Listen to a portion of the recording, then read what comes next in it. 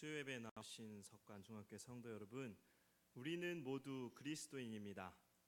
네, 그리스도인이라면 하나님의 뜻을 올바르게 알고 행하는 사람입니다. 하나님께서는 그리스도인인 우리에게 주님의 뜻대로 행함을 원하십니다. 그러나 우리가 하나님께서 원하시는 모습으로 살아가려면, 또 행동하려면 우리는 행하기 전에 먼저 하나님을 올바르게 알아야만 합니다. 하나님을 올바르게 알지 못한다면 우리는 하나님께서 원하시는 모습으로 살아갈 수 없습니다.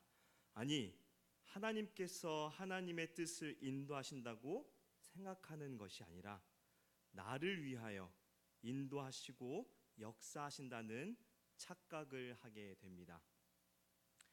우리는 그리스도인이라고 하면서 과연 하나님을 올바르게 알고 또 그분의 말씀대로 살고 있습니까? 하나님의 인도하심을 나만을 위한 것으로 혹시 이해하고 계시지는 않는지요? 과연 내가 알고 있는 하나님은 성경에서 말씀하는 하나님일까요? 아니면 내가 알고 싶은 하나님일까요? 여러분은 어떤 하나님을 알고 믿으십니까? 오늘 읽은 성경 호세아서는 북이스라엘의 죄악을 지적하고 하나님의 심판, 곧 이스라엘의 멸망을 경고하면서 강력하게 회개를 촉구하는 선지서입니다. 이 당시 북이스라엘은 북이스라엘 전체 역사에서 가장 번영한 시대인 여로보암 2세 시대입니다. 또 여로보암은 오랜 기간 이스라엘을 다스렸던 정치적 능력과 또한 수완이 뛰어난 통치자였습니다. 이런 상황에서 이스라엘 백성은 어떠한 모습을 보였기에 호세아 선지자가 하나님의 말씀을 선포하게 되었을까요? 호세아서를 살펴보면 여로보암이 경제적 부흥을 가져왔지만 모두 만족하는 상황은 아니었습니다. 부유한 사람들은 많은 것을 누리게 되었지만 서민들의 상황은 풍요로움에서 멀어져 있었으며 또 날이 갈수록 고충과 어려움이 더해갈 뿐이었습니다. 있는 자들은 사치스러운 생활과 잔치와 쾌락을 일삼았습니다. 반면에 가난한 자들의 형편은 날이 갈수록 어려워져 심지어는 자신들을 노예로 파는 실정이었습니다. 빈익빈 부익부 현상이 극대화된 것입니다. 종교적으로는 복합주의가 시대를 지배했습니다. 부자들을 중심으로 형성된 이스라엘의 지도층은 길갈과 베델에 있는 성도들의 이방인들의 풍습을 끌어들여 여호와 종교와 혼합했습니다. 물론 그들은 매우 종교적인 삶은 살았습니다. 절기를 잘 지켰으며 번제와 제물이 끊임없이 바쳐졌습니다. 그러나 이스라엘 사람들은 종교의식의 근본적인 의미와 정신을 망각해 버렸습니다. 이스라엘 백성의 모습은 하나님께서 원하시는 모습이 전혀 없었습니다. 그들은 여전히 하나님을 믿고 기도하고 있었습니다. 다만 그들의 하나님을 이방신과 다를 바 없게 여기고 또 이방신들과 함께 섬기는 가증한 모습들을 보여주었습니다. 사람들은 더 이상 여호와를 의지하지 않고 종교 예식 자체를 의지하기 시작했습니다. 사람들은 모두 의를 행하는 것보다는 부를 쌓는 데 집착하였습니다. 제사장들이 백성들에게 올바른 하나님에 대한 가르침을 가르쳐 주어야 하는데 그렇지 못하였고 이스라엘 왕도 역시 우상 숭배를 하였습니다. 여로보암 2세가 우상 숭배를 한 원인은 무엇일까요? 바로 풍요와 번영입니다. 그들은 하나님을 의지하는 것이 아니라 자신의 군사와 능력, 힘 등을 의지했습니다. 이스라엘 백성이 하나님과 다른 신들을 함께 섬기고 있는 것, 그것은 하나님을 의지하지 않고 자신들이 원하는 생각과 마음을 얻기 위해서입니다. 그러나 그 결과는 어떤가요? 지금 당장은 성공한 듯 하지만 결국 망하게 됩니다. 그래서 오늘 읽은 본문을 보면 하나님께서 한탄하시며 이렇게 말씀하십니다. 내 백성이 지식이 없으므로 망하는도다. 오늘 말씀은 사실 이스라엘 제사장들을 책망하는 것입니다. 왕과 제사장들이 백성들에게 잘못 가르쳤기에 내가 지식을 버렸으니 나도 너를 버려 내 제사장이 되지 못하게 할 것이요 내가 내 하나님의 율법을 잊었으니 나도 내 자녀들을 잊어버리리라 라고 제사장을 책망합니다. 오늘날 우리 교회들도 마찬가지일 것입니다. 교회 목사님들도 성도들에게 풍요와 번영만을 강조한 나머지 하나님의 행하심을 성도들에게 올바르게 가르쳐 주지 못하고 있습니다. 성도들이 원하는 것은 무엇일까요? 예배의 자리에 그리고 기도의 자리에 나오는 이유는 무엇일까요? 내 사업, 내 자식, 나의 모든 것이 잘 되며 성공하길 바라는 마음에 하나님 앞에 나오는 성도들이 너무나 많습니다. 하나님의 행하심은 다 우리를 위한 것이다. 하나님은 지금도 우리를 위해 역사하신다. 그 안에 무엇이 담겨 있나요? 하나님은 나의 욕망을 채워주시기 위해 일하신다입니다. 그것은 세상이 바라는 욕망적인 것을 요구하는 것과 별반 다르지 않습니다. 그러한 욕망을 가진 그리스도인이 진정 성경에서 말씀하는 성도의 모습일까요? 이러한 모습은 교회를 무너뜨리며 쇠약하게 만듭니다. 세상과 구별되는 그리스도인이 세상의 빛과 소금이 아니라 세상과 점점 비슷해져 가고 있습니다. 가라는 학생과 나라는 학생이 있습니다. 이 두 학생이 한 목표를 놓고 시험을 치르게 됐습니다. 이 시험은 꼭 한 학생만이 승리를 얻는 그런 시험이었습니다.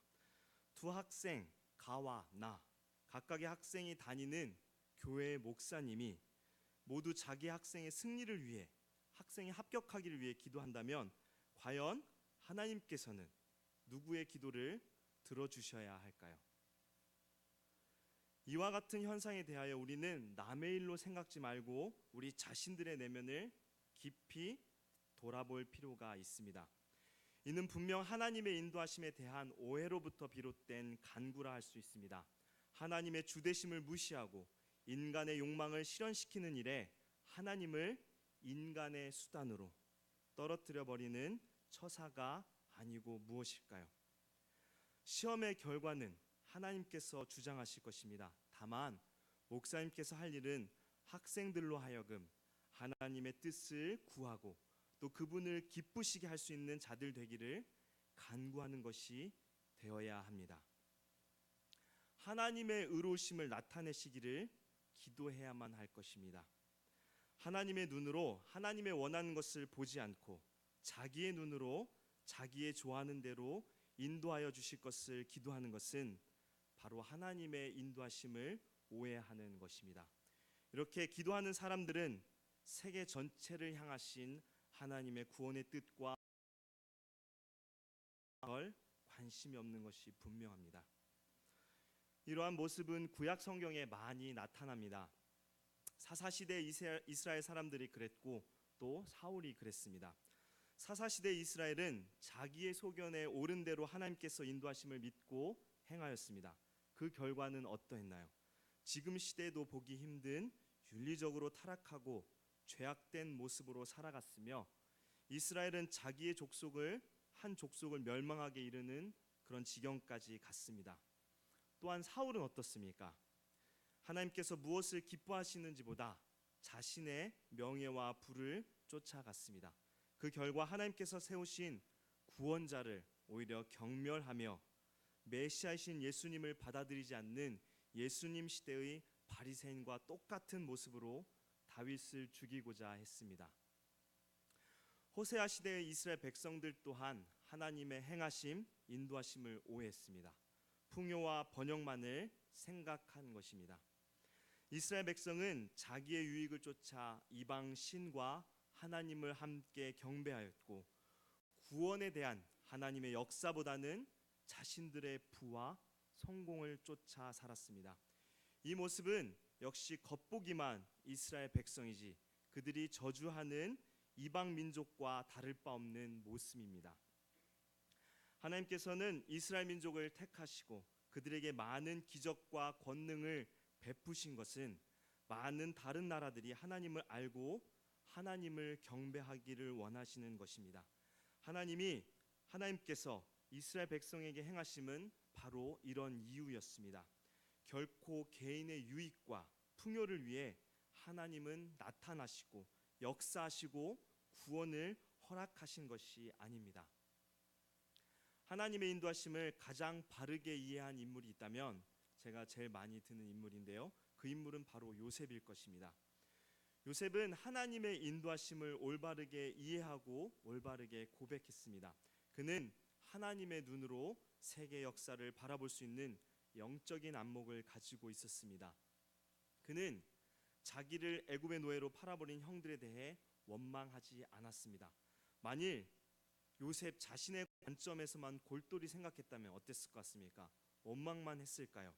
날아가는 새도 떨어뜨리는 그런 애굽의 총리의 권한을 가지고 원흉의 형들을 만나자마자 쫙쫙 찢는 능지처참을 반드시 행하고 말았을 것입니다. 그러나 요셉은 하나님의 시각에서 억울한 고통의 현실 속에 깊이 관여하신 하나님의 손길을 볼 수 있었고 또 그 일을 마음속 깊이 고백할 수 있었습니다. 그래서 창세기 45장 5절에서 8절을 보면 요셉은 이렇게 말씀합니다. 당신들이 나를 이곳에 팔았다고 해서 근심하지 마소서, 한탄하지 마소서. 하나님이 생명을 구원하시려고 나를 당신들보다 먼저 보내셨나이다. 하나님이 큰 구원으로 당신들의 생명을 보존하고 당신들의 후손을 세상에 두시려고 나를 당신들보다 먼저 보내셨나니 그런즉 나를 이리로 보낸 이는 당신들이 아니요 하나님이시라. 하나님이 나를 바로에게 아버지로 삼으시고 그 온 집의 주로 삼으시며 애굽 온 땅의 통치자로 삼으셨나이다 라고 안심시킴으로써 공포에 질린 형님들과 새로운 관계를 열어갈 수 있었습니다. 삶의 모든 일에 있어서 하나님의 시각을 배제하고 자신의 관점으로만 행하는 일에 익숙한 사람들은 그들 스스로 하나님의 인도하심을 자신들의 욕망을 실현시키기 위한 수단으로 전락시켜 놓습니다. 심지어 그렇게 하고도 그 일들이 과연 맞는지 그렇지 않은지조차 판단할 수 없을 정도로 그들의 영적인 감각은 무뎌져 있습니다. 그래서 하나님의 인도하심을 자신의 성공지향적 노력에 얼마간 도움이 되는 정도로 생각해버리고 수단으로 또한 여깁니다. 더욱 심각한 것은 여기에 샤머니즘적인 요소까지 추가되는 것입니다. 이렇게 되면 기독교와 다른 종교들 사이에 아무런 차이가 없어져 버리게 됩니다. 샤머니즘은 신과 접촉할 수 있는 사람들이 신을 달래서 자신의 일을 성취하는 것을 말합니다. 그들은 예언이나 병고침, 복 빌기 같은 것을 주로 합니다. 그들의 목적은 하나, 자신의 유익과 성공입니다. 그렇지 않나요? 우리 기독교 중에서도 이런 생각들로 하나님 앞에 나와 예배하고 기도하는 사람들이 많은 것 같습니다. 하나님의 모든 것을 다 이루어주시는 분으로, 그래서 회개는 무엇입니까? 그분 앞에 뭔가 잘못하면 내가 바라는 일들을 이루어주지 않을까봐, 지금 내가 당하는 고통이 내가 잘못하고 있기 때문에 하나님이 벌 주신다라는 생각들이 바로 샤머니즘적인 것입니다. 그리고 무엇이든 복을 비는 것, 이건 역시 다 샤머니즘적인 것입니다. 이런 관점에서 그리스도인이 되는 것은 복을 구해 무속인을 찾아가는 것이나 전혀 다를 바 없는 일이 되어버리고 맙니다. 그래서 성공지향적인 자신의 삶의 목적에 아무런 도움이 되지 못할 때는 언제든지 기독교를 저버리는 일들이 생겨납니다.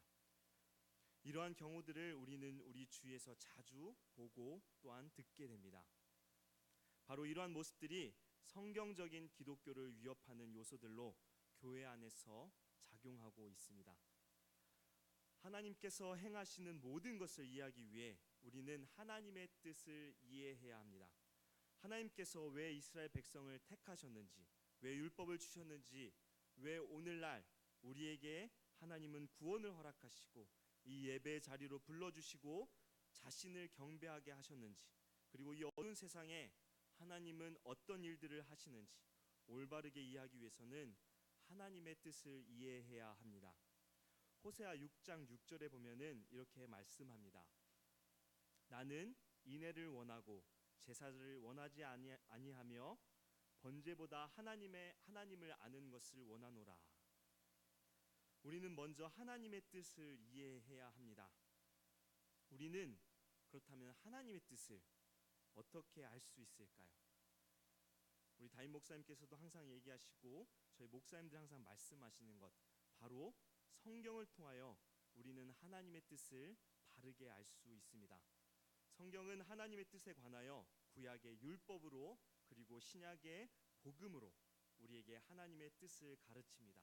그리고 하나님께서 실제 역사 속에서 나타내신 일들을 통하여 하나님의 뜻하신, 즉 섭리를 알게 됩니다. 공의로우시며 자비로우신 하나님께서는 말씀을 통하여 우리에게 공의와 사랑을 요구하시면서 또 공의와 사랑의 원리에 맞도록 우리의 삶과 이 세상 전체 역사를 섭리하십니다. 살인, 간음과 도적질을 죄로 규정하신 하나님께서는 결코 우리로 하여금 살인하도록, 간음하도록, 또 도적질하도록 이끌지 않으신다는 것입니다. 이것은 율법입니다. 율법은 마음의 양심의 율법이 있고 모세에게 주신 십계명인 하나님께서 제정하신 율법이 있습니다. 이 율법은 하나님께서 이 세상의 도덕적 질서를 위해서 우리에게 주신 것입니다. 율법의 요구는 어떻습니까?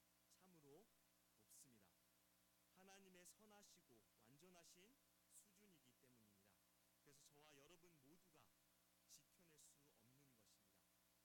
이 율법은 우리 모두에게 요구하는 것이 하나 있는데 그것은 온전한 순종입니다.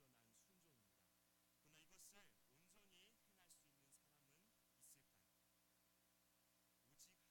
창조되었던 최초의 인간뿐입니다. 그에게만 오직 율법이 구원의 방법으로만 제시되었습니다. 그러나 범죄와 더불어 소망은 사라졌습니다. 율법은 이제 죄인된 우리에게 죄를 깨닫게 하는 방법으로만 남게 된 것입니다. 하나님은 이 소망 없는 우리에게 하나님의 사랑을 나타내시기 위해 복음을 주셨습니다. 복음과 율법을 그렇다면 우리는 어떻게 이해해야 할까요? 복음은 하나님과 화목케 하는 일과 관련이 있습니다. 이것은 하나님의 사랑입니다. 율법은 명령과 금지법에 대한 하나님의 의지입니다. 은혜의 관점에서 둘의 기능을 비교하면 율법은 우리의 죄를 자복하며 통회하는 마음을 일으키고 복음은 구원을 얻는 마음을 일으킵니다. 다시 설명하면 율법은 죄를 깨닫게, 복음은 구원을 얻게 합니다. 율법이 하는 일은 복음이 하는 일에 대한 준비라고 할 수 있습니다. 이렇게 보면 율법과 복음은 같은 역할을 하게 되는 것입니다. 그래서 율법을 마치 잘못된 것처럼 또는 딱딱한 것처럼 이해해서는 안 됩니다. 그렇다면 바울 사도가 로마서 8장 2절에 말씀한 그리스도인은 하나님의 율법에서 해방되었다라고 한다면 그것은 무슨 뜻일까요? 영생은 율법을 온전히 지키는 사람에게만 주어진 것입니다. 이것은 아담이 범죄 이후에 모든 사람들에게 불가능해졌습니다. 그 이유는 인간이 전적으로 타락해서 부패했기 때문입니다. 이제 율법은 우리로 의롭게 할 수 없고 오직 정죄만 할 수 있습니다. 이에 하나님께서는 예수 그리스도를 통한 구원의 길을 우리에게 마련해 주심으로써 율법으로 얻을 수 있는 영생을 다른 길로서 얻도록 하신 것입니다. 그래서 율법의 준수를 통한 구원의 길은 닫혀졌고 그리스도를 믿음으로 구원의 길이 새롭게 열린 것입니다. 이런 의미에서 우리는 율법으로부터 해방된 것입니다. 그래서 바울 사도는 율법의 행함으로 구원을 얻으려고 애쓰는 갈라디아 사람들을 책망한 것입니다. 율법을 지킴으로 결코 하나님을 기쁘게 할 수 없고 구원을 얻을 수 없습니다. 여러분 어떻게 이해가 되셨나요? 네, 너무 어려우신가요? 그렇다면 율법은 없어져야만 되는 것일까요? 결코 아닙니다. 율법은 이제 그리스도를 믿는 믿음으로 구원을 얻는 자들이 지켜야 할 규범으로 남아있게 됩니다. 율법은 영원한 유효성을 지닙니다. 즉 하나님께서 율법을 주신 것은 구원을 얻은 우리의 삶 속에 이루어지게 하시려는 것이며 우리가 율법을 지키는 책임을 지게 하는 데 있습니다. 그래서 하나님을 사랑하는 것은 계명을 지키는 것입니다. 율법은 우리로 하여금 우리의 죄악을 깨닫게 하여 긴장하고 하나님 앞에 회개하는 기능이 있으며 또 우리의 표준이 되어야 하는 역할을 하고 있습니다. 우리는 율법을 이렇게 이해해야 합니다. 그래서 우리는 율법을 온전히 지키려고 노력해야 하고 또 그것이 실현되도록 하나님께서 명령하신 명령을 준수하는 삶을 살도록 노력해야 합니다. 물론 지금 죄악된 세상에서 온전히 이룰 수는 없지만 우리는 노력해야만 합니다. 또 율법과 복음을 이해하면 우리는 하나님의 뜻을 이제 바르게 이해할 수 있습니다. 하나님은 온 세상에 공의와 사랑이 드러나기를 원하십니다. 율법은 모든 것이 선하고 의롭게 공존하도록 만듭니다. 복음은 하나님의 사랑을 드러내어 이 사랑을 완전하게 만듭니다. 즉 하나님의 뜻은 하나님을 사랑하고 이웃을 사랑하는 것이 하나님을 영화롭게 하는 것, 이것을 우리에게 알려주는 것입니다. 이것이 성경에서 말하는 하나님의 인도하심입니다. 그렇다면 하나님께서 세상에서 나타내시는 일들인 섭리를 우리는 어떻게 이해해야 할까요? 우리는 하나님의 참된 섭리를 깊이 헤아릴 수는 없지만 하나님의 섭리의 관점에서 보면 모든 것들이 하나님의 궁극적인 뜻을 향하여 하고 있음을 알 수 있습니다. 세상이 제멋대로 흘러가며 곧 멸망해 가는 듯하지만 그 속에서 하나님은 자신의 뜻을 이루어가고 계십니다. 하나님께서는 이 세상 속에서 하나님의 목적을 이루시기 위하여 하나님의 기쁘신 지혜와 크신 능력을 사용하십니다. 하나님께서 계획하시고 일하시는 목적은 땅끝까지 복음이 전해지며 구원의 계획을 완전하게 이루시는 것입니다. 하나님은 이것을 이루시기 위해 역사하고 계십니다. 때로는 우리의 뜻과는 반대로 가는 경우가 있습니다. 내가 보았을 때 분명 이게 맞는 것 같은데 하나님은 틀어서 다르게 역사하시는 경우가 있습니다. 사도행전 16장 6절에서 10절에 보면 바울이 아시아에 복음을 전하려고 계획하였으나 예수의 영이 허락하지 아니하시고 마게도냐로 인도하시는 것을 볼 수 있습니다. 하나님께서 다른 구원의 계획을 이루시기 위함이었습니다. 하나님의 섭리는 우리의 헤아림을 뛰어넘어 역사하십니다. 하나님께서는 자신의 역사를 위해 때를 정하시고 또 정하신 자를 만드시는 것입니다. 내가 계획하신 때에 이루어지는 것이 아니라 하나님께서 계획하신 때에 이루어지게 되는 것이 바로 하나님의 섭리인 것입니다. 즉 하나님의 섭리는 하나님의 주권에 맞게 모든 것이 철저하게 움직여집니다. 하나님의 주권 안에 없는 것은 전혀 없습니다. 모든 세상 일들이 하나님의 주권 없이 움직여지는 것은 없습니다. 이것은 인간 모든 일들에 해당하는 영적 법칙입니다. 세상의 중대한 일에 있어서나 개인의 사소한 일에 이르기까지 모두 적용됩니다. 나라의 흥망성쇠로부터 참새 한 마리가 떨어지는 것에 이르기까지 하나님의 인도하심 없이는 하나도 이루어질 수 없습니다. 우리는 매 순간마다 하나님의 인도하심에 직면하며 사는 존재들입니다. 그렇기 때문에 우리는 하나님의 선하신 뜻이 무엇인지 분별하며 살아야만 합니다. 인간은 결코 선한 일들을 이루지 못합니다. 인간은 자신의 욕심을 이루기 위해 열심을 다합니다. 우리가 선하다고 생각하는 것들이 결국 삶을 파괴하는 경우가 너무나 많습니다. 자신들의 욕망을 채우기 위하여 전쟁도 마다 않으며 자신을 정당화하기 위하여 얼마나 많은 불법들이 은밀하게 이루어지고 있습니까? 하나님의 대의를 이루겠다고 시작한 십자군 전쟁은 불법과 약탈만 가득한 결과를 얻게 되었습니다. 유럽의 기독교 국가들이 다른 나라를 자신의 노예 국가로 만들고 기독교를 섬기게 하며 그 모든 것이 하나님의 섭리였다고 고백한다면 이것은 과연 옳은 것일까요? 독일의 나치를 지지하는 독일 교회들 때문에 독일의 기독교는 무너져 버렸고 덕분에 2차 대전이라는 끔찍한 전쟁이 유럽에 발발하게 되었습니다. 이러한 역사를 만들어 온 것이 과연 하나님의 인도하심일까요? 인간의 책임을 하나님께로 돌리지 말아야 하고 하나님의 인도하심을 인간의 욕심에 갖다 붙여서는 결코 안 됩니다. 그것은 인본주의적 관점입니다. 우리는 그리스도인으로서 하나님의 시각으로 바라볼 수 있어야 합니다. 인간의 죄악된 모습으로 이루어진 끔찍한 세상을 하나님께서 어떻게 선하게 이루어 가시는지 우리는 바라보아야 한다는 것입니다. 룻기를 보면 나오미가 남편과 아들 둘을 잃어 희망이 없었지만 하나님은 룻을 통해 나오미를 채우시고 자신의 구원의 역사를 이루어 가셨습니다. 하나님은 엘리야 시대에도 하나님께서 엘리야 말고도 무려 7천 명이나 남겨두셨습니다.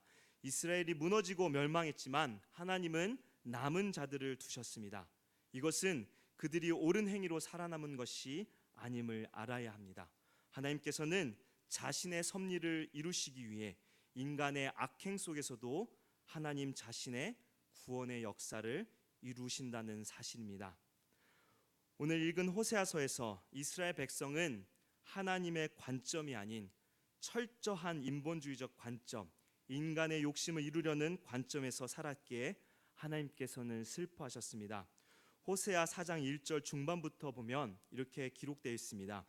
이 땅에는 진실도 없고 인애도 없고 하나님을 아는 지식도 없고 오직 저주와 속임과 살인과 도둑질과 간음뿐이요 포악하여 피가 피를 뒤이음이라.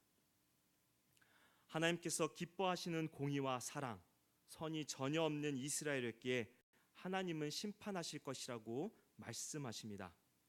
그렇다면 우리는 어떻게 살아야 할까요? 예배의 자리에 나오신 성도 여러분, 여러분은 이 자리에 정말 하나님의 뜻을 이루시기 위해 오셨나요? 아니면 자신의 건강과 안녕 그리고 가족의 부귀영화를 위해 오셨습니까? 여러분의 많은 우여곡절 속에 하나님이 나를 인도하셔서 내가 이렇게 살았다고 말씀하면서 그 안에 과연 진정 하나님의 의로움이 드러났나요? 아니면 그것은 순전히 자기 자신의 생각인가요? 하나님은 저와 여러분 모두 선하게 살라고 하나님의 의를 드러내라고 지음받고 구원받은 사람들입니다. 하나님의 명령에 순종하지 않았으면서도 하나님께서 좋게 인도하여 주셨다고 잘못 이해하는 영적인 무뎌짐은 없나요? 그것은 요나의 모습과 같습니다. 요나는 하나님께서 니느웨 땅에 가서 하나님의 말씀을 전하라고 명령을 받았지만 피해서 다시스로 도망하려고 항구에 갔는데 그때 마침 배가 있었던 상황과 같은 것입니다. 여기서 마침 배가 있는 것이 과연 하나님의 인도하심일까요? 아닙니다. 우리는 이렇게 착각하여 하나님의 인도하심을 오해하는 경우가 있습니다. 우리는 그리스도인입니다. 나의 욕망과 나의 뜻을 이루기 위한 삶을 버리고 하나님의 뜻을 이루기 위해 하나님을 주라고 고백하는 사람들입니다. 하나님은 그런 사람들을 통해서 자신의 역사를 이루십니다. 하나님은 선하시고 공의로우신 뜻이 드러나기를 원하십니다. 우리는 그 뜻에 합당한 모습으로 살아가려고 노력해야 합니다. 하나님을 이용하는 어리석은 기독교인이 되어서는 결코 안 됩니다. 인간적 욕망은 하나님의 뜻을 이룰 수 없습니다. 그것은 땅의 것이고 귀신의 것입니다. 우리는 성경을 읽고 하나님의 뜻을 분별해야 합니다. 또 성경에서 말씀하시는 삶을 살도록 노력해야 합니다. 하나님의 계명에 순종할 때 하나님의 선을 이루는 것입니다. 그리고 우리가 갈 길을 모르고 어떻게 해야 할지 모를 때 우리는 하나님의 뜻을 물어보고 하나님의 인도하심을 기도해야 합니다. 하나님의 선이 드러나도록 기도하고 영적으로 올바르게 분별하도록 기도해야 합니다. 우리는 그리스도인입니다. 내 욕망, 내 소원을 이루는 사람이 아니라 하나님의 소원을 이루는 사람들이 되어야 합니다. 그래서 하나님의 쓰임받는 도구가 되어 하나님께서 기뻐하시고 또 하나님께서 칭찬받는 저와 석관중앙교회 성도 되길 주님의 이름으로 축복합니다. 함께 기도하겠습니다.